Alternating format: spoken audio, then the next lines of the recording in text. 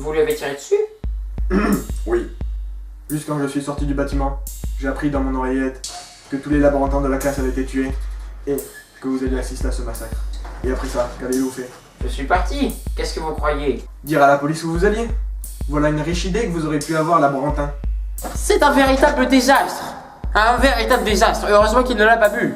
Si vous ne m'expliquez pas ce qui se passe, je ne pourrai vous être utile. Cela fait quelques millénaires qu'un vieux chimiste avait prédit l'existence d'une molécule maudite, l'azayat métréium derinox. Ces deux molécules, donc, ont la particularité de se fixer à toutes les autres molécules organiques que nous connaissons. Quant au derinox, il est miscible avec aucun autre liquide et très difficile à synthétiser.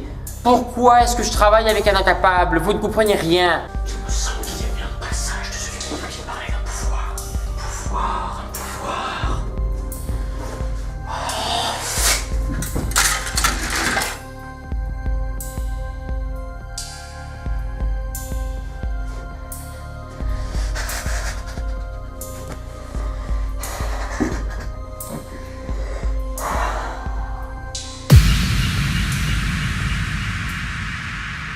Il n'y avait pas un fax là? Ah non, il est parti en réparation. Alors quoi de neuf? Vous vous doutez bien que si je vous ai fait venir ici, c'est pour vous présenter votre nouvelle arme. Voici votre balle. C'est un alliage. Oui, enfin non, partiellement en fait. La douille, la morse et le culot sont en alliage. Mais la balle est en étain. Ah non, attendez! Non, l'extérieur de la balle est en étain, mais l'intérieur est une bille de tungstène. C'est primordial.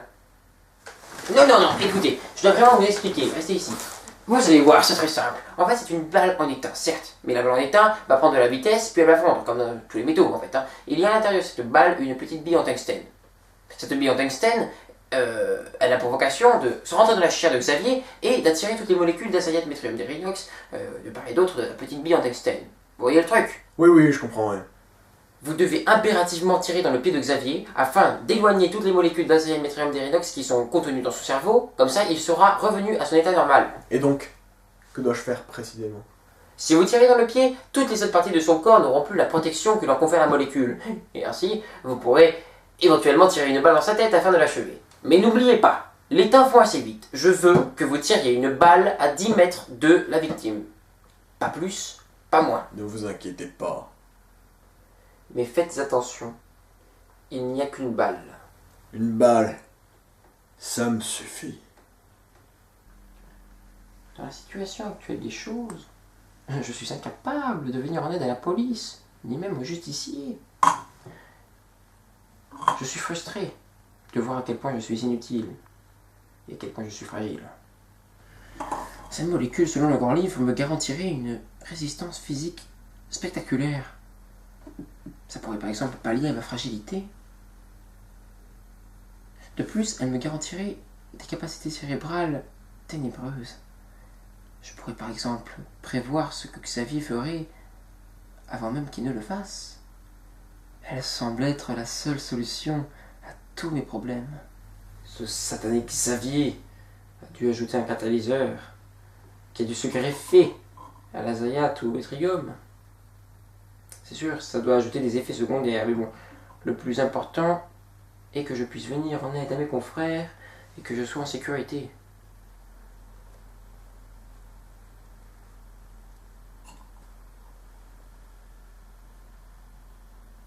De toute façon, la situation ne peut pas être pire.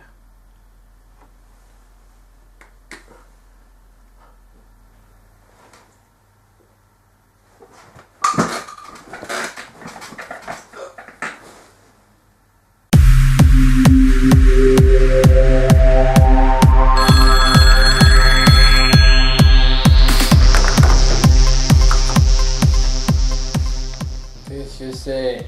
C'est moi, mon colonel. Notre bon vieux justicier. Vous me faites votre rapport? Oui, c'est ça. Un rapport tous les soirs comme vous me l'avez demandé. Ouais, dis-moi tout ça, mon jeune ami. Mon colonel, jusqu'à aujourd'hui, l'ennemi avait toujours un coup d'avance. Il semblerait que mon ami le laborantin ait voulu prendre ses initiatives. Apparemment, il connaissait la maison de vacances de Xavier Stanislas. Il ne nous a pas prévenus, car il pensait qu'il y avait peu de chances de le trouver dans cette demeure. Lorsqu'il a poussé la poignée, il a découvert que la porte était ouverte. Il était étonné, mais pour une raison inconnue. Il n'a pas prévenu l'armée de cet incident. Il est donc entré dans la maison apparemment vide et a déambulé dans les couloirs. Puis, il est tombé sur un objet. Il a ensuite entendu un bruit de porte et a pris la fuite. Il est venu me trouver et m'a donné l'objet. Ah oui, je suis curieux de savoir ce que c'est. Quelque chose qui pourrait nous servir à l'arrêter une bonne fois pour toutes. Eh, vous m'avez déjà parlé de votre petite balle là, vous lui avez tiré dessus au moins?